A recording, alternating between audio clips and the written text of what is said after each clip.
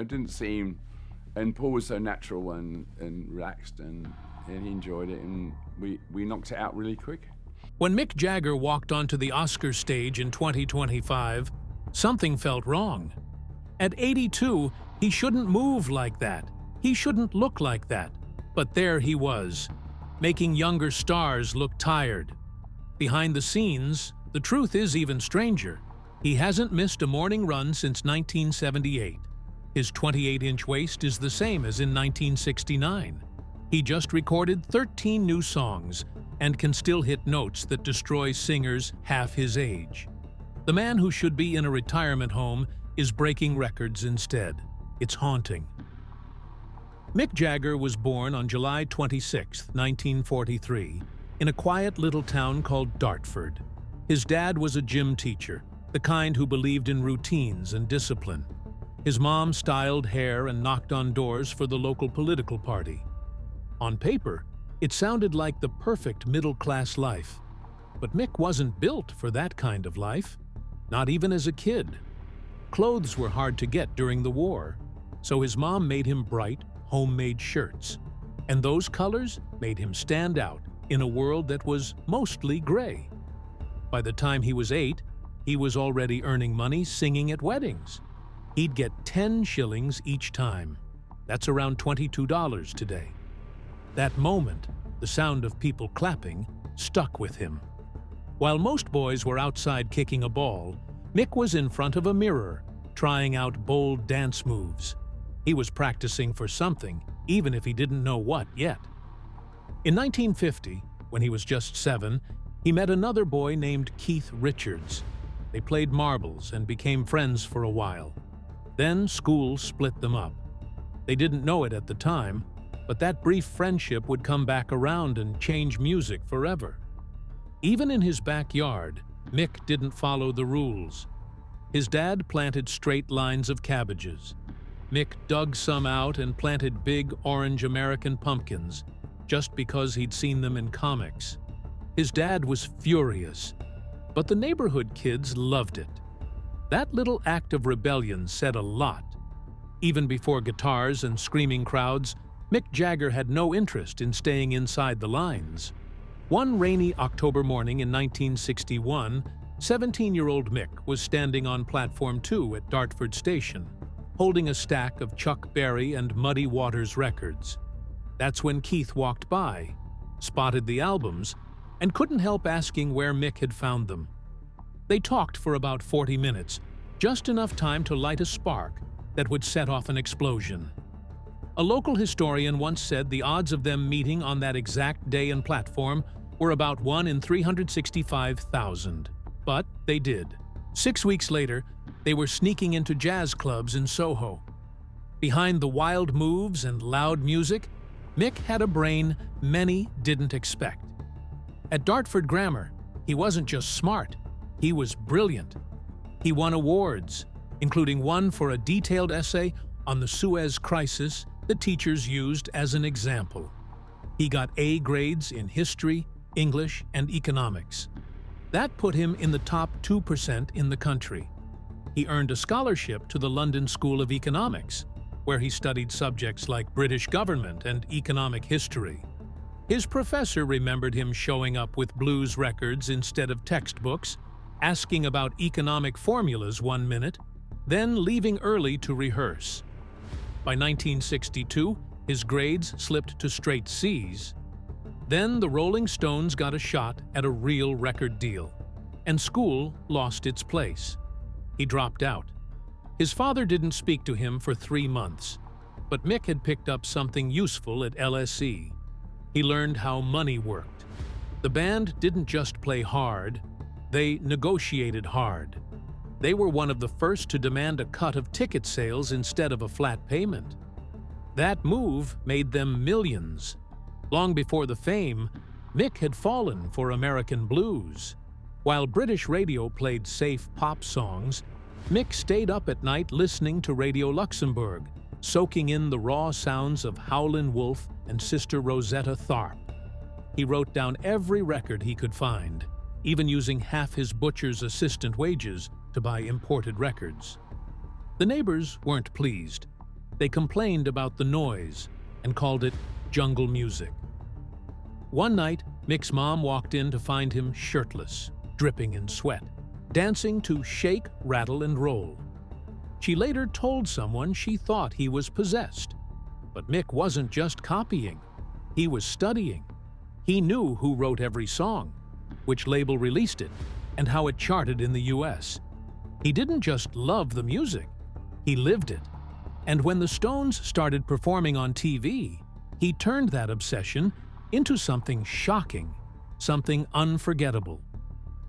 In Australia, the cameras once cut away mid-performance because his moves were too much for the censors. But young fans knew what they were seeing was real. In late 1962, Mick, Keith, and Brian Jones moved into a single cramped room in Chelsea.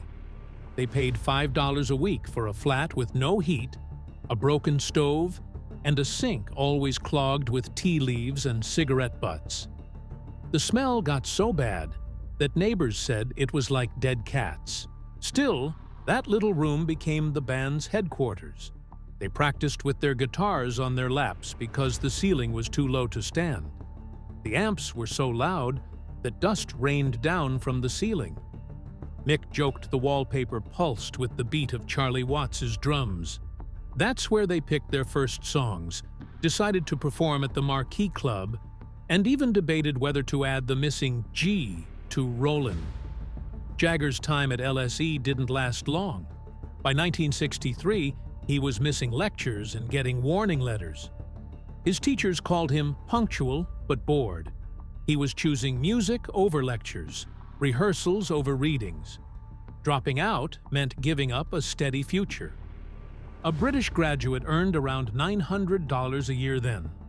The Stones earned less than half that, split 6 ways. But Mick took the leap. Within 2 years, one U.S. tour brought in over $40,000. He had made the right gamble. The name that defined them came out of nowhere.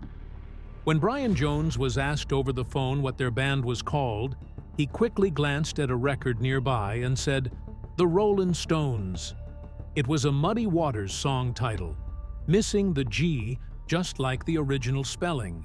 It sounded raw, like the music they loved. That name stuck. The British press started calling them the anti-Beatles. Teenagers loved them. Parents didn't. But it was different. It was bold. Even Bob Dylan and a magazine would later use that same phrase. But the Stones did it first. Their early gigs were wild and gritty. Their first show at the Marquee Club earned just $20. Then came the Ealing Jazz Club and the Crawdaddy Club, where fights broke out and sweat poured from the ceiling. They were paid in drinks and cheap food. Police were often called for the noise. But those nights shaped them. By the time their managers started calling them the world's most dangerous band, they had already become something raw and electric, a force that couldn't be tamed. Their first single was Chuck Berry's "Come On." It barely made a dent in the charts, but they pushed forward. They covered a Beatles throwaway, then climbed to number 13. Their real moment came with "It's All Over Now," which sold 300,000 copies in a month and hit number 1. Then came "Little Red Rooster," a pure blues song that stunned everyone by topping the UK charts. All of it was recorded live with very little editing, just the way they played in the clubs. It was proof that the music they loved could win over the world. It was the middle of the night, around 3 a.m., when Keith Richards suddenly woke up in a Florida motel. He barely opened his eyes, grabbed his little tape recorder, and mumbled a short guitar riff into it. Then he went right back to sleep. He had no idea what he'd just done. But that half-asleep recording became the start of a song that would shake the music world. It was called "I Can't Get No Satisfaction." When the song came out in the US on June 6, 1965, it didn't just climb the charts, it exploded. It jumped from number 67 to number 1 in just over a month and stayed there for 4 straight weeks. But not everyone loved it at first. Some radio stations were nervous about the lyrics. They thought it sounded too sexual. In Britain, the BBC refused to play it. But one pirate radio station ignored the rules and played it non-stop. Within 3 months, the song sold over 1 million copies in the US and gave the Stones their first gold record.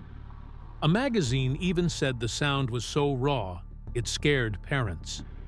The distorted guitar and frustrated tone were new, loud, and bold, and they weren't going away.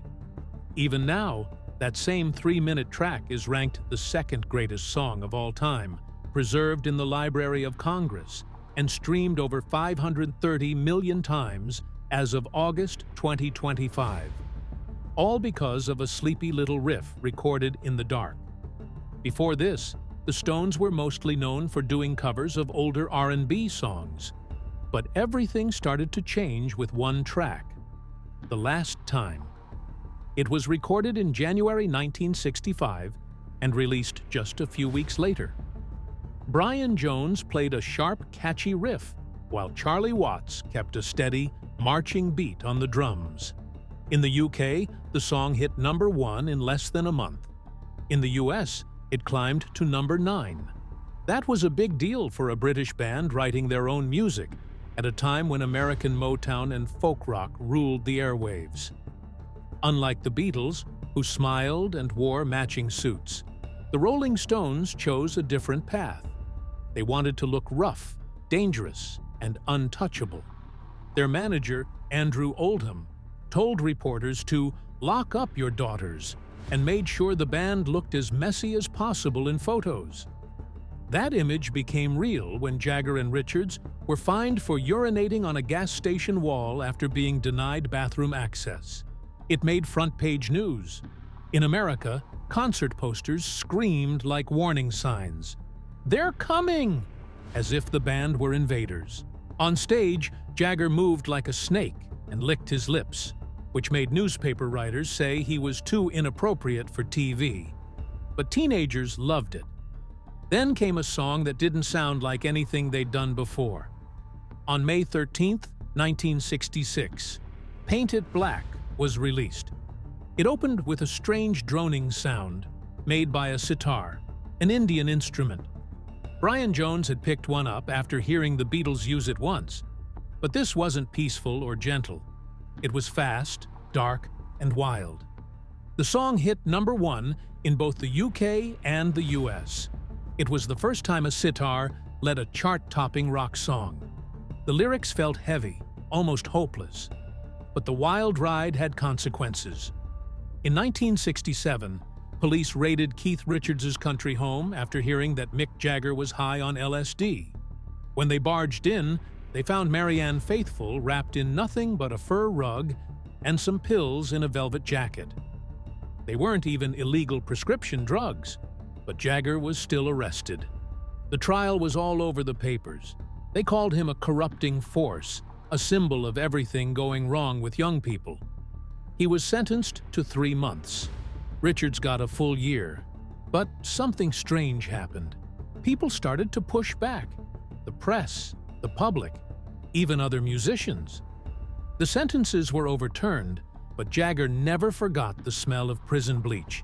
He said it haunted him every time he heard a cell door shut. As the fame grew, Brian Jones, the band's founder, faded. He'd named the band, played the strange instruments, and added magic to their sound. But by 1968, he was lost. Drugs, arrests, panic attacks. The band quietly let him go. He gave a gentle goodbye, saying he no longer saw eye to eye with the others. Less than a month later, they found him dead in his own swimming pool. The official report said, "Death by misadventure," but rumors of murder and conspiracy spread quickly. At his memorial concert, Jagger read a poem while butterflies were released into the sky. Later, backstage, he broke down and whispered that Jones's ghost would haunt them forever. Then came Altamont. It was supposed to be their answer to Woodstock. A free concert, massive crowd, a dream. But everything went wrong. The stage was tiny, The security was a gang of Hell's Angels paid in beer, and the audience was already on edge. Fights broke out. Someone died. An 18-year-old boy, high and holding a gun, was stabbed to death just a few feet from the stage while the band kept playing. The peace and love dream collapsed in blood and chaos. Years later, watching the footage, Jagger whispered that he didn't know if they could ever go on again. The Hell's Angels weren't done. They felt betrayed after Altamont and wanted revenge. One waited outside a hotel for 8 hours with a silenced pistol, but never got the shot. Another time, 5 bikers in a rubber boat tried to sneak explosives onto Jagger's beach house. A storm flipped their raft, and they failed. Jagger never even knew. But his security bills grew to tens of thousands. He traveled with bodyguards and fake names. He wasn't just a singer anymore. He was a marked man, and the press kept circling. On New Year's Day, 1967, a British paper printed a wild story about Jagger doing drugs in a club. But they'd followed the wrong guy. It was Brian Jones. Still, they used Jagger's name. Furious, he sued them on live TV. The paper tried to hit back by tipping off the police about the Redlands party. The whole mess ended in a quiet settlement, but it taught Jagger a lesson. From then on, he started feeding the press stories, just enough to control the game. He turned their poison into power. In the early 70s, Jagger hit his creative peak. The album Sticky Fingers came in 1971 with a cover designed by Andy Warhol. An actual zipper punched through the record sleeve. It looked cool, but the zipper scratched the vinyl, forcing the label to halt shipments and fix every copy. Still, it sold 3 million copies in a year. Even now, those original pressings sell for hundreds. But it wasn't just the artwork. The music had matured. It felt dangerous but polished. Then came Exile on Main Saint. The band fled Britain to escape brutal taxes and ended up in a French villa with broken tape machines, salty air, and endless drugs. Sessions ran all night. Bill Wyman barely showed up. Keith Richards was barely conscious. Yet somehow, they created a double album, now ranked among the greatest of all time.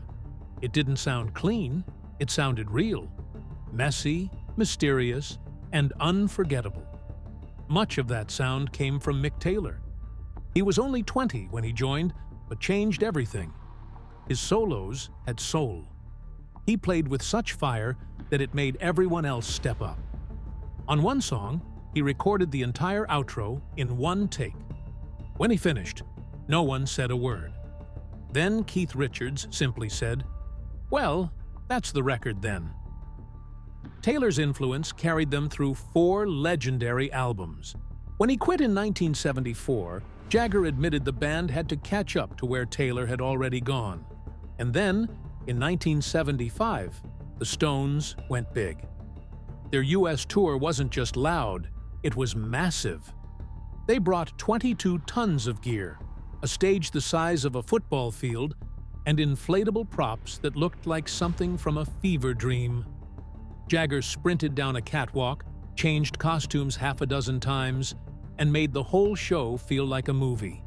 They invented the modern stadium tour, and every giant concert that came after, from U2 to Beyoncé, borrowed something from what the Stones created. For most people, being famous means cameras, crowds, and chaos. But for Mick Jagger, that was just the surface. There's this number that keeps floating around, 4,000 lovers. That's what one biographer claimed after talking to dozens of people close to Jagger. Some said even that number was too low. The band had to book extra hotel rooms just for Mick's guests. On one tour, security counted 73 women visiting his room in 54 nights. When his longtime partner Jerry Hall begged him to get therapy, he agreed. But within 3 sessions, he was already sleeping with the therapist. Paul eventually called him a sex addict with limitless opportunity. Before Jerry, there was Marcia Hunt. Mick met her in London in 1969. She was stunning, smart, and still married to someone else. He wrote Brown Sugar about her. But when she got pregnant, everything changed. He offered her money for an abortion. She refused. He barely acknowledged the baby and didn't even sign the birth certificate. She had to take him to court. It took years, but eventually the judge ruled that Mick was the father. Years later, that same daughter took care of him after surgery. Strange how life circles back like that. Then came Bianca. They met in Paris, and within months, she was pregnant. The wedding? A mad rush. Only 27 hours' notice. The bride wore nothing under her white jacket. Cameras everywhere. Champagne everywhere. People said it was the moment rock met royalty. But Bianca didn't stay silent. After years of cheating and heartbreak, she left him, calling it cruelty and adultery. That's where Jerry Hall returned. But it wasn't simple. She was with Brian Ferry when she met Mick. One dinner in New York and sparks flew. The tabloids had a field day. One night, Ferry even stormed into a concert and had to be dragged out by security. Jerry stuck with Mick for over 20 years. They had 4 kids. And yet, it all came crashing down because of a woman named Luciana. Luciana was a TV host in Brazil. She met Mick backstage and got pregnant. When Jerry found out, she went straight to court. The problem? That fancy Bali wedding ceremony they had years earlier wasn't legal. No paperwork, no license, nothing. It was all just symbolic. That twist saved Mick from a massive divorce payout. Still, Jerry walked away with around $12 million and the kids. The baby from Brazil? His name was Lucas. Born in New York, raised between 2 worlds. Mick had to pay $35,000 a month in support and set up a $10 million trust. The boy grew up, made his own name, and today has hundreds of thousands of followers online. A modern-day child of rock and Instagram. Despite all this, love found him again. Just 2 years later, Mick became a father once more. This time with ballet dancer Melanie Hamrick. She was 29. He was 73. They had met backstage after a show in Tokyo. Their son, Devereaux, was born in 2016. His middle name means 8th, marking his place in Mick's long list of children. Their relationship surprised many, but Melanie has brought a kind of peace. They live between Tuscany and Mustique, and she choreographs dances while he gives feedback over breakfast. At concerts, their son dances in front of the stage while Mick sings. It's a strange, full-circle moment for a man once surrounded by scandals. But behind the scenes, another storm had once almost ended everything: the feud with Keith Richards. From 1984 to 1986, they barely spoke. Mick wanted to go solo. Keith thought he was abandoning the band. Harsh words were thrown. Songs were written as insults. They even avoided each other in the studio. At one point, it looked like the Stones might end. Keith threatened to tour without Mick. But a last-minute meeting brought them back together. The result? A comeback. Steel Wheels came out in 1989. It was a hit. Their tour made history. It pulled in millions. It silenced every critic who said they were done. But the man who didn't return was bassist Bill Wyman. In 1992, after 3 decades, he quietly quit. No press conference, just a dinner with the band. He walked away from millions. He later said the money didn't matter. He was just tired of playing the same songs again and again. Still, the Stones pushed on. In 1994, they dropped Voodoo Lounge. It topped charts. It won them their first Grammy. Then came a massive tour, bigger than anything they'd done. It made hundreds of millions. The band everyone thought was too old proved they could still rule the stage. And they didn't stop. In 2005, Mick and the Stones launched another giant tour, a bigger bang. It broke every record. They played to nearly 5 million fans. They made over $500 million. They even performed at the Super Bowl. Nothing, not age, not feuds, not tragedy, could slow them down. Mick Jagger is 82. But if you think he moves like an old man, think again. Most people his age are slowing down. He's speeding up. His workouts could scare off Olympic athletes. Every week, 5 or 6 days, he trains for 3 hours straight. He starts his day with an 8-mile run before most people even wake up. Then, without much rest, he dives into yoga, ballet bar, kickboxing drills, resistance bands, or sprint intervals. It changes daily, so his body stays fresh. One night in 2024, someone counted his steps during a show.